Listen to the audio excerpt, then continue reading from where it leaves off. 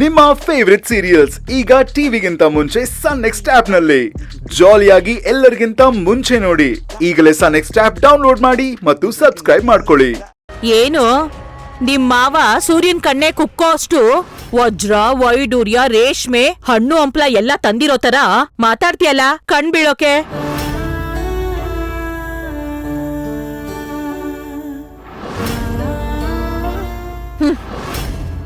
ನಮ್ಮನೆ ಮಗುನ್ ಮುಟ್ಟಕ್ಕೂ ಒಂದ್ ಯೋಗ್ಯತೆ ಇರ್ಬೇಕ್ ಕಣೋ.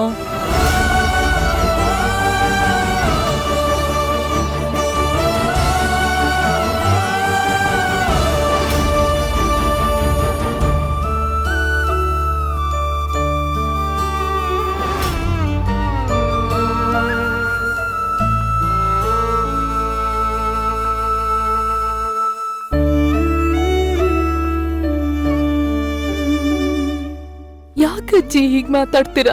ಭವನಿ,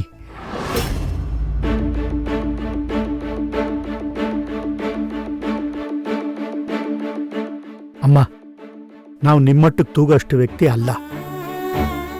ನನಗ್ ಸಾಧ್ಯವಾದಷ್ಟು ತಂದಿದ್ದೀನಿ. ನೀವ್ ತಂದಿರೋದೇನ್ ತಪ್ಪಲ್ಲ ಬಿಡಿ. ಆದ್ರೆ ಇಂಥ ರಾಜ್ ಬಹದ್ದೂರ್ ವಂಶಕ್ಕೆ ನಿಮ್ ಮಗಳನ್ನ ಕೊಟ್ಬಿಟ್ಟು ಈಗ ಶಕ್ತಿ ಇಲ್ಲ ಅಂದ್ರೆ ಹೇಗೆ?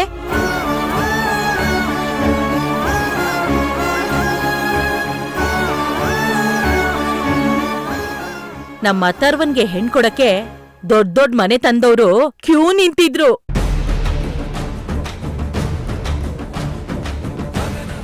ಅಷ್ಟೇ ಅಲ್ಲ, ರಾಜಕಾರಣಿಗಳು ಕೂಡ ಕ್ಯೂನಲ್ಲಿ ನಿಂತಿದ್ರು. ಅಂತ ಮೊಮ್ಮಗನ್ ಮಗಳಿಗೆ ರಾಜ ಮರ್ಯಾದೆ ಕೊಡೋದ್ ಬಿಟ್ಟು 2-3 ಸಾವಿರದಲ್ಲಿ ಕತೆ ಮುಗಿಸ್ಬಿಟ್ರಲ್ಲ.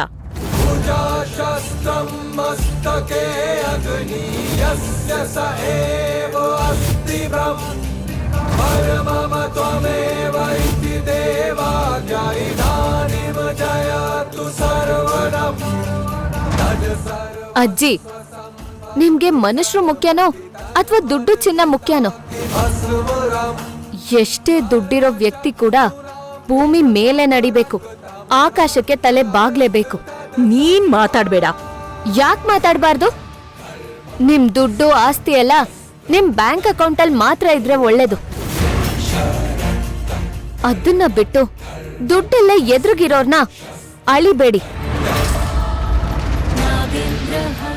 ದುಡ್ಡಿರೋನು ಶ್ರೀಮಂತ ಆಗಿರ್ಬೋದು, ಆದ್ರೆ ಪ್ರೀತಿ ಇರೋನು ಮನುಷ್ಯ ಆಗಿರ್ತಾನೆ. ಬೆಲೆ ಇರೋದು ಒಳ್ಳೆ ಮನಸ್ಸಿಗೆ ಹೊರತು ಪ್ರದರ್ಶನಕ್ಕಿರೋ ವಜ್ರಕ್ಕಲ್ಲ. ಭೈರವಿ, ಸುಮ್ಮನೆ ಇರು. ಮನೆ ಸಮಾಜ ಎಲ್ಲ ಹಾಳಾಗೋದು ಒಳ್ಳೆಯವ್ರ ಮೌನದಿಂದ ಅಪ್ಪ.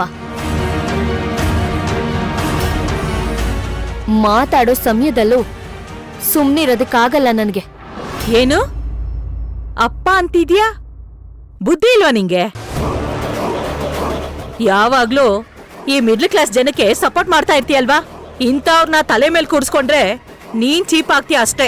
ಆದ್ರೂ ಪರವಾಗಿಲ್ಲ.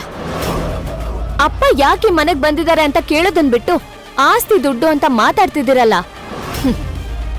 ವಯಸ್ಸಲ್ಲಿ ದೊಡ್ಡವರಾದ್ರೆ ಮಾತ್ರ ಸಾಲ್ದು. ಭೈರವಿ,